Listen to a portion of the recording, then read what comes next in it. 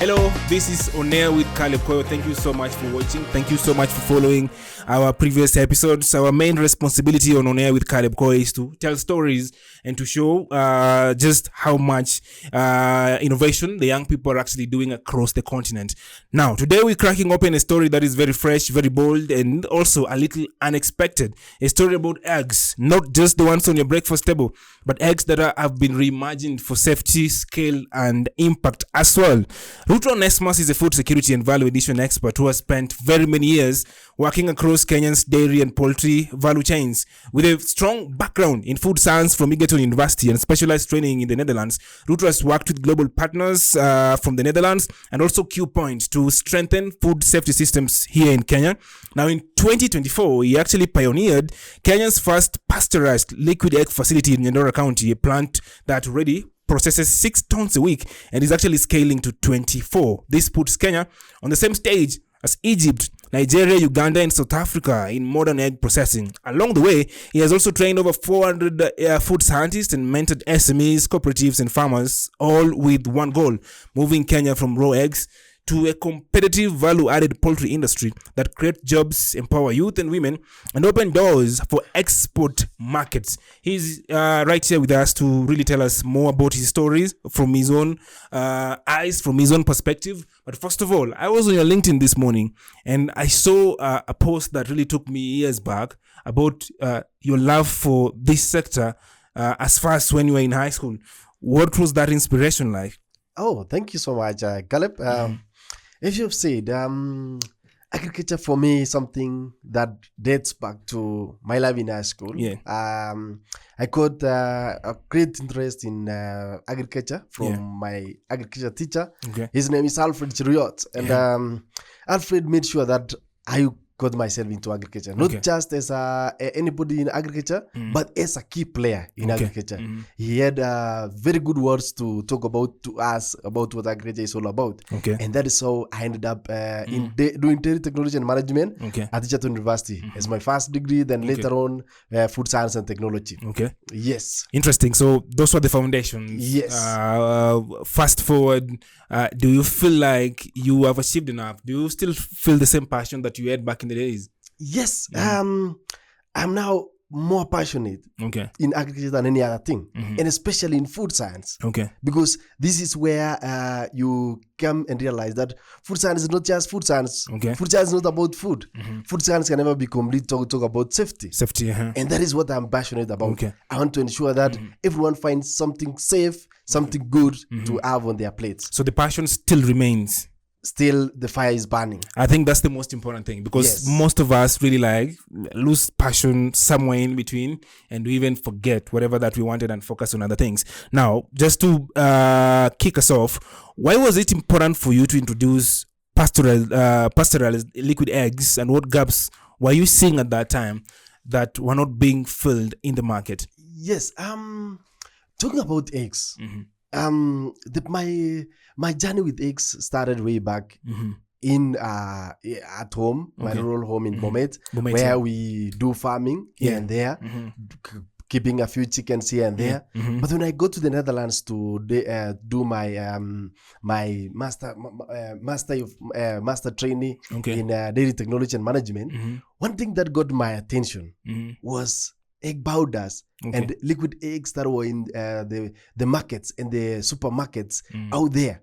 And I was asking myself, why have I not seen these at home? And that is exactly where now the passion to bring this to bring home. It back home now. That is how it's all started. Interesting. Yes. So you hold a bachelor degree in dairy technology, like you said, your first degree from Agribusiness University, and you also trained in the Netherlands, like you just described, at the Dairy Training Center. How did these experiences shape your journey into poultry value addition? Of course, you saw this happening somewhere else, but you felt like, I need to bring this home. But now, this experiences and this desire and all of that, until you just sat down and said, okay, this is coming home. Yes. Yes, this started when immediately I saw the liquid eggs, I saw the egg powders out there. Well, I met someone from Q Point. Her name is Monique. And we talked with Monique, and I was asking her, what's all these things? how did you ended up here? Yeah. And she took me around a few factories there, and there in the Netherlands where they do most of this. Yeah. And to them, this is something, it's there. Okay. It's something normal. But to us, it was something like a big invention. Yeah. And I was like, this thing has to be at home. And that is now when she started mentoring me in terms of how I can be able to move myself all the way from not just doing the dairy, but now still having some background in food safety. Okay. Later on, I went to, I got some partnership with BAM Netherlands. And BAM Netherlands is a group of senior experts in their own field. And those are the people who now tuned me into who I am today as a value addition expert. And those are the people who put in me the knowledge to be able now to think and be able to realize this thing is possible even back at home. Coupled with the Department of Dairy and Food Science, Ruttoh University, who played a key role as they provided me the chance, the space, the laboratories to be able to use and bring this innovation home. Yes. So that itself is getting a very beautiful chance to work with international organizations. Yes. Not very many young people work with international organizations. Yes. And if you get to do that, then you really have something. And there's very many lessons that we as young people can learn from these collaborations. Yes. You have that experience. Yes, what are some of the lessons that we as young people can learn from you? So when we get a chance to work with these international collaborations, we might find it even easier. For me, one thing I can say, do everything right. Okay. In whatever small way. Even if you are doing something small, do it right. Because that is exactly what they do out there. For them, doing the things right matters a lot. And if you can be able to do it right, then even when you go to large scale and do big things, you are still going to maintain the same thing. So it has to start with you doing it right, not because of any other motivation, but because it is the right thing to do. Perfect. Do it right and keep time. Yes. So the gaps in Europe as far as safety standards are concerned and what we have at home here in Kenya, is there much of a difference? Yeah. Yes, there is. Yeah. The reason because in Europe, not much of the eggs they have, even the shelled eggs, most of their shelled eggs are still, they are safe. In Kenya, for example, 60% of our eggs are Salmonella contaminated. And that brings the biggest challenge, especially the egg value chain and the poultry value chain in general, because now this is an underdeveloped value chain and with a lot of issues. 60%, that is 6 eggs in 10 are Salmonella contaminated. 6 out of 10. Yes. That leaves you with only 4. Only 4. That means our chances of doing things right becomes low. And that now motivated me to ensure, can we be able to now have safe eggs? Just, it doesn't have to end with, now we have eggs with Salmonella. What can we do? So now the pasteurization thing brings up the opportunity to convert the Salmonella eggs into good quality eggs. Good quality eggs. Yes. You have trained more than 400 food scientists. Yes. And having conversations with them, training them, putting through this knowledge or this aspect of liquid eggs and all of that. What can you say are some of the problems they share with you that they are facing when you do these trainings? One of the biggest problems is the fear to start. The fear of the unknown. Like you explain to someone and the first thing they are like, how are people going to feel this? The reception and all that. The reception and all that. So one thing I always tell people is start. Because if you don't start, you can never do anything. You never know. You never know. There's only one way to know if you really set your foot out there. So the fear of starting and then one of the other thing is now thinking that we have to do it the big way. Like there in Europe, the factories are big and everything is big, and people are like, how are we going to reach this status? Not knowing that you can start small. Actually, let me tell you one thing. The first trials was done on a water path. The first trial? Yes. Interesting. And these trials are the ones that we sent to an external lab. For that was the first trials, somewhere in 2023. The first one, 2 years ago. The first one. And when you sent it over, they received it well? Yes. Interesting. It went to the labs. The results came, it wasn't 100%, but there were a few caps.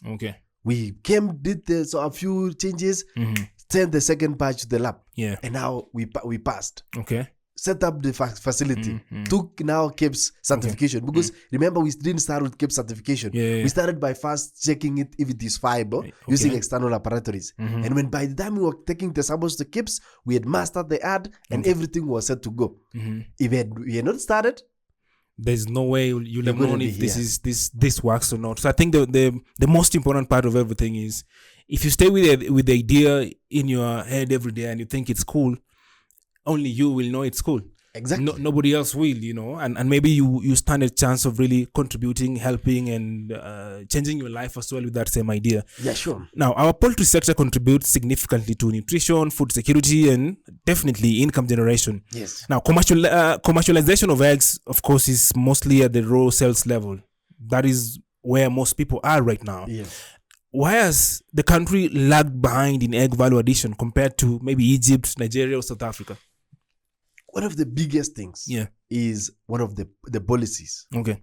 One, I can assure you, before we came into play, the KEBS did not even have a standard for liquid eggs. For liquid eggs. That tells you we are so much behind. Our neighbors here in Uganda, they already have a standard for the same. Already. So one, it has to start with the policy. Okay. We were not ready from the word go.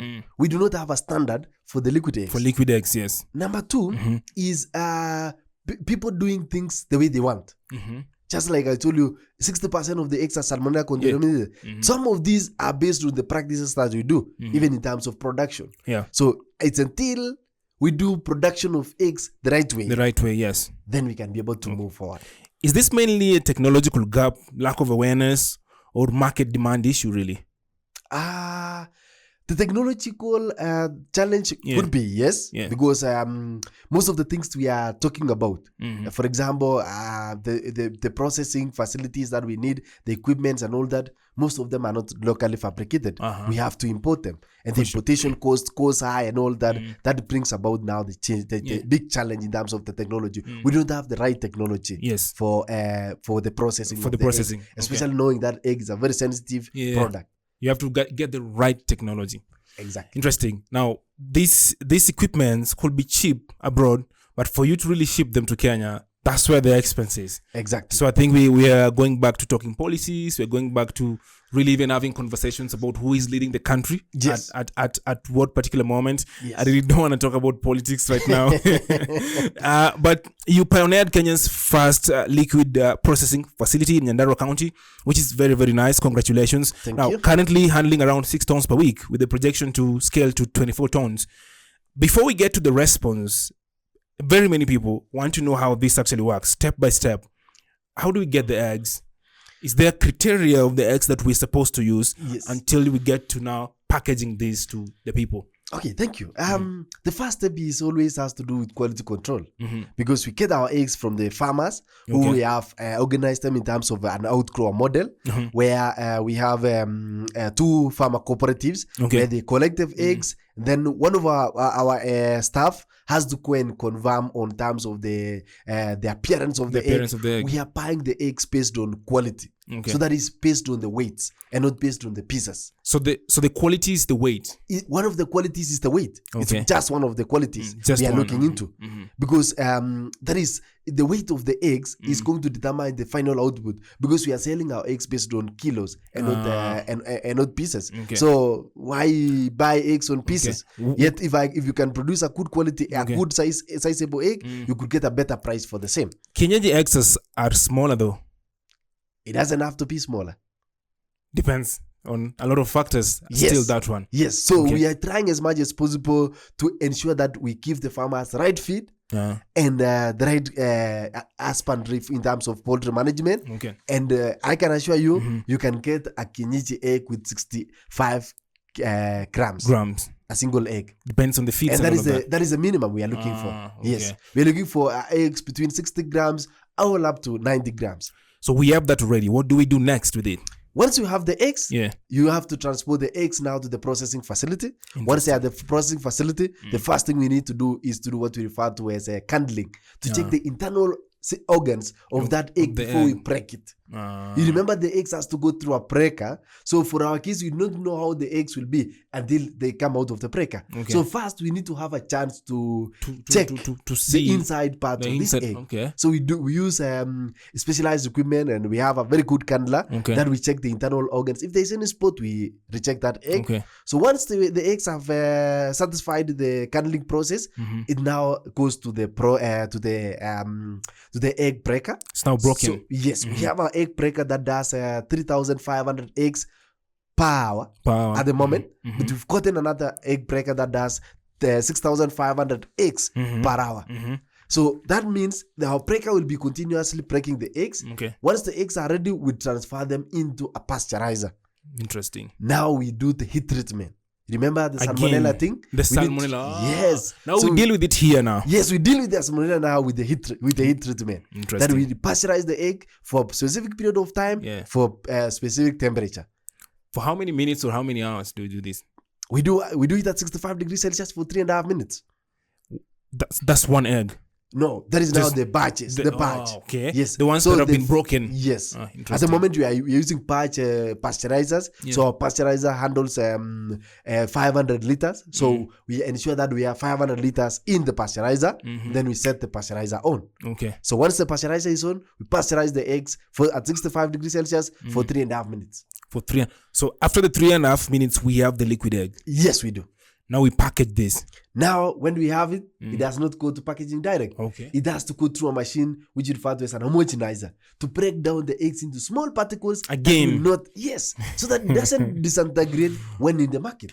So one of the very important things. The way when you have milk sometimes. Yes, it separates. There's the layers now. Yes, you have the solid part and the liquid part. So the eggs also will tend to separate. Okay. So for us to be able to avoid that separation, we pass through an homogenizer. That's the last step.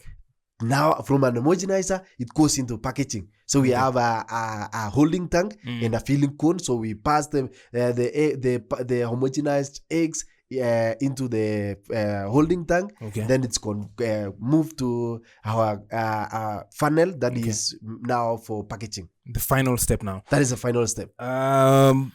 Somebody might ask some of the safety standards that you people follow through along this process. You go by CAPS now, because when we are along this conversation, you say that initially Kenya didn't even have the standards for this. Yes. Do we have that right now?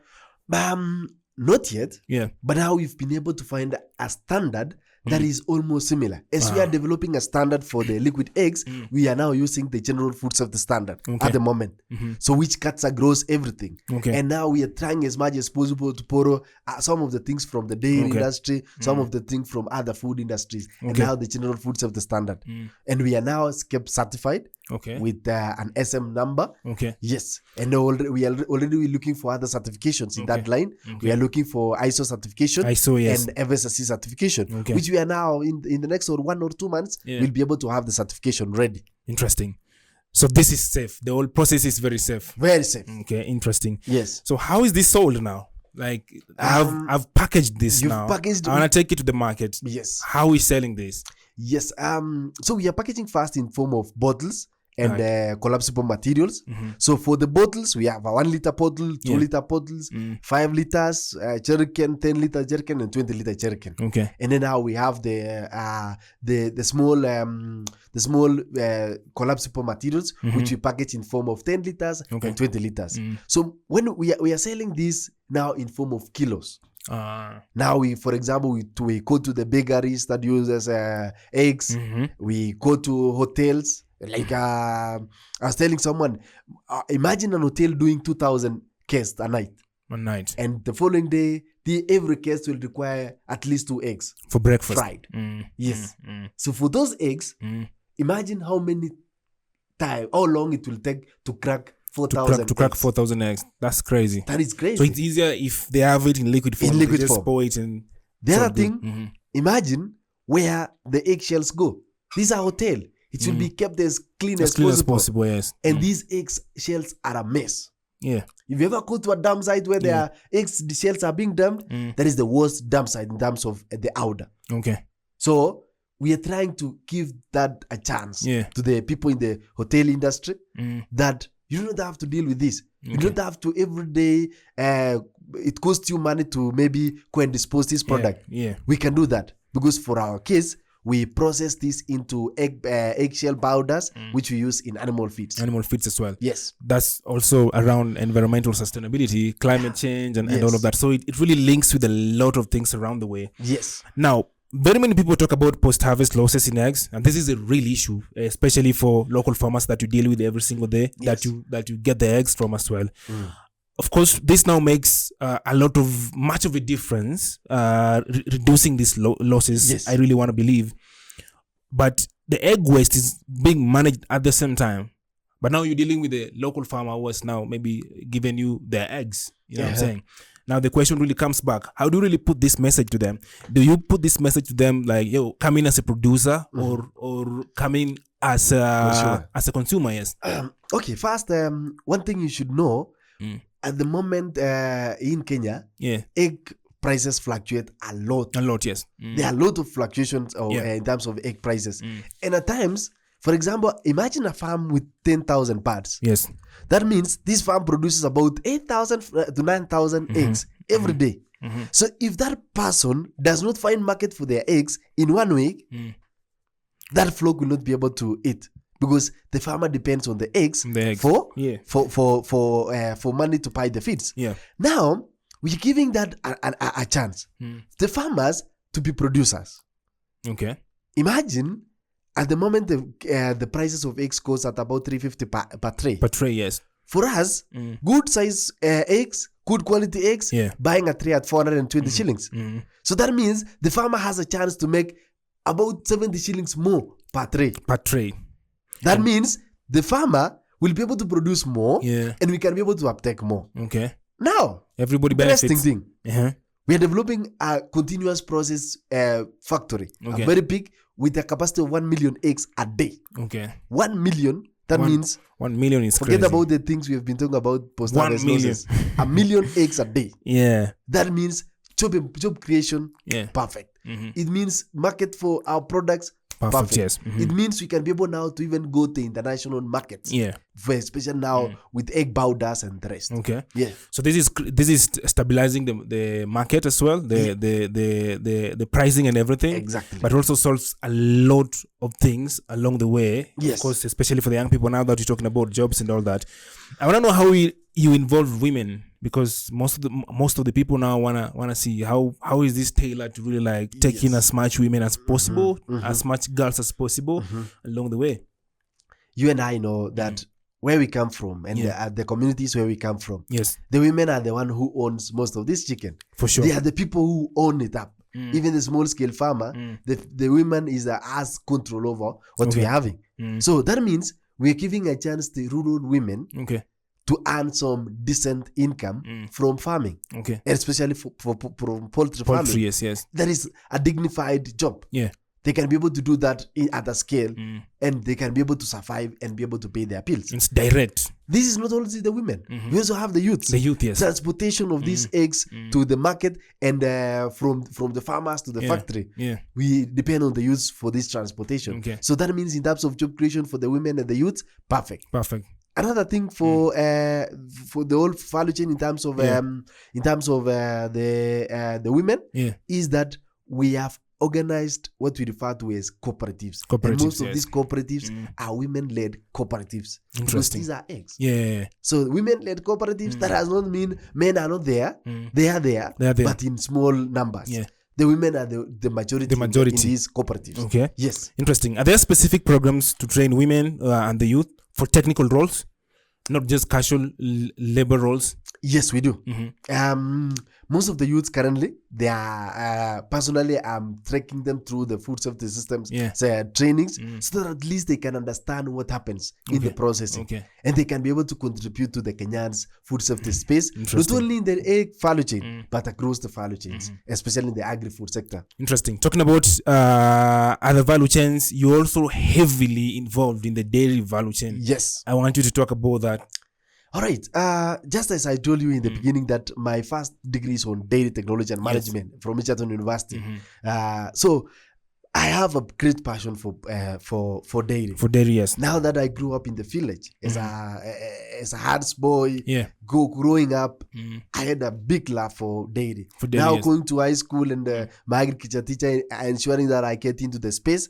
One of the easiest spaces I could get in was dairy. Yes. And now, with my bachelor's degree in dairy technology and management, one of the spaces I've got myself into largely is the value addition.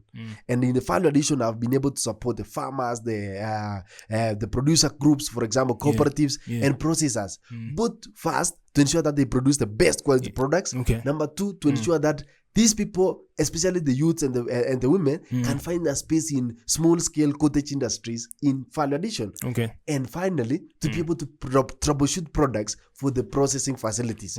And recently, I had a project with SNV, and in a project that was called ISLA, that is Initiative for Sustainable Landscapes. And in this project, I was able to work with 5 dairy cooperatives around the southwest of Mao. That was ensuring that sustainability in terms of the Mao forest is kept by ensuring that the animals do not grow to the forest and graze. So they were keeping the animals at home, and they had now surplus of milk, and we need to convert this milk into value-added products. So we made mursik, we made yogurts, and the farmers are, even at the moment, they are doing it. And that is what I get pride in. Every time, the other day, I visited them and I found farmers, one of the farmer groups, cooperatives, who had produced mursik. And I drank that mursik with a lot of passion, knowing that there is something I left here. You really made your contribution, really making a mark and all of that. Yes. Now, if someone is in Kisumu, Nyeri, Western, and they really want to be part of this, they really want to be part of what you're doing with poultry, dairy chain, and all of that. Yes. How do they reach out? How do they get you? How do they really be part of the conversation? Yes. Just as I told you, first I do food safety trainings. That is HACCP, ISO 22000, ISO 9001, Food Safety System Certification 22000, version number 6. All these food safety courses, I do them online. So that means anybody around the Kenya and around the world can be able to come in and train on those food safety systems. Apart from that, for the other trainings now in terms of dairy, because I do majorly dairy value addition trainings, especially production of mursik, yogurt, and these other dairy products. One of the biggest thing I do is to welcome them to come, and we sit down for a week. We train on all these products. Once we are done, they can go back. Alternatively, I can personally move to where they are, and we can be able to train from on site. And once we are training, I can be able to give them support for up to 180 days post-training.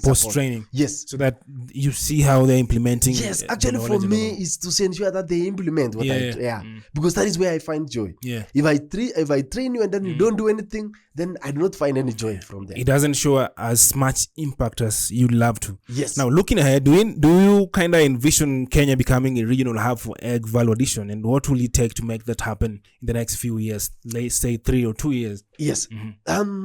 Just as we had said, we have Egypt doing egg processing facilities. Actually, the biggest in Africa is in Egypt. We have Nigeria.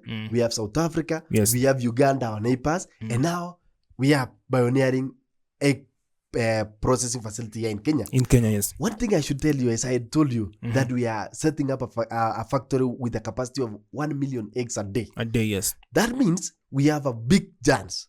I've visited the one in Uganda. I've visited the one in Egypt. And I can confirm to you that their facilities are not as big as what we are intending to have.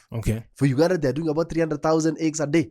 For us, we are talking about 1 million. That is about 3 times what they are. So that means we are getting ourselves into the space. Not only as participants, but as the leaders. As leaders. And one of these few years, in 2-3 years, Kenya is going to be the biggest egg producer in Africa.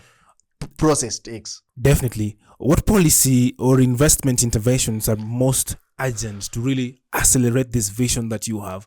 You look when you want to have the conversation maybe with the government or somebody involved in these policies, and you love to suggest to them that for this to really happen this fast or efficient, we need like this policy or that one, something like that.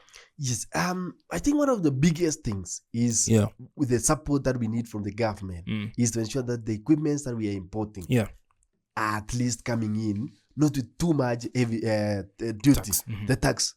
Like you can get an equipment, it's very cheap out there. Yeah. But now transporting here in Kenya, Very expensive. because of the weights and all that, Yeah. you're going to pay almost double the price of that equipment just because of the taxes involved. So if that tax waiver could be there, that could make Kenya a big hub in terms of egg processing. Yes. Thank you so much, Ruttoh. If there's anything that we have not touched on, we have not really discussed that you love to share, then this is your time, sir. Thank you so much. Yeah. The egg value addition space is enough for all of us. That one I can tell you For sure. it's enough for all of us. Yeah. Let's have as many people getting into this space. The space, yeah. Let's have people starting to farm poultry, because that is where there is potential. Let me tell you, apart from the liquid eggs, apart from egg powders that we are intending to have in our processing facility in the next few months, one of the other things we are developing is what we refer to as a nutrient bar. Okay. Or nutrient bar. Yes, for that is a supplement. You remember the supplement bars, which children with malnutrition are always given. Yeah. So we are developing a chance where our children can be able to have a supplement that is animal based, or with animal based proteins. That is now with the eggs. As compared to what we normally have here, which are majorly plant-based, we are developing an animal-based supplement, which is now going to also change the whole landscape. We are also going to be one of the pioneers in the whole landscape. So that means there's a lot of opportunities coming. And if the opportunities are coming, everybody has to come in. And this is, I cannot say we can be able to do this alone. We need other people to come on board to come and support us, move this journey forward. And for the people, especially food scientists, agribusiness entrepreneurs who wants to get into this space, I highly urge them to come in, so that at least they can be able to learn something, find a way in which they can be able to incorporate food safety in whatever they are doing. Because in our food safety trainings, it's not only about the trainings, but ensuring that the implementation is done. It's done. Thank you so much. We all have a role to play. Now, yes, we do. Please share your contacts, share your social media, share your LinkedIn, then we wrap this up. Thank you so much. For the people who wish to find me, you can find me on LinkedIn, Ruttoh Onesmus, and you can find me also on Facebook, Ruttoh Onesmus, or you can contact me directly on WhatsApp, call, SMS, or text via 0700 50 50 25. That's on WhatsApp. +254 00 50 50 25. So on LinkedIn, Ruttoh Onesmus. Ruttoh Onesmus. Then your number you just shared there, we're gonna roll it down below so that we can get it more clearer. But thank you so much for taking time to come and share your story. It's very inspiring, and on the vision of having 1 million eggs per day, that's very achievable. Very, very much achievable, and definitely when that happens, we'll be here again on air to talk about it and to celebrate it. So, thank you so much. Thank you so much for your time. Guys, thank you so much for watching this episode of On Air with Caleb Koyo. We passed the mic today to Ruttoh Onesmus, whose work in food safety and value addition is definitely transforming Kenya's poultry sector. He's pioneering. He has already pioneered, or is part of the team that has pioneered pasteurized liquid eggs. Now he's tackling food security risk, cutting post-harvest losses, opening new markets, and creating opportunities for farmers, youth, and women. His journey surely shows how reimagining even the simplest product can have national and global impact. So thank you so much for watching. Like he said, this space is for everyone. So if you feel you can't contribute something, you have ideas that you want to share with him, he has given us his contacts, do reach out. But also if you have a story that you feel we should share on air, we have shared our contacts at the end of these videos. But for now, thank you so much for watching. This is not a goodbye. Till next time.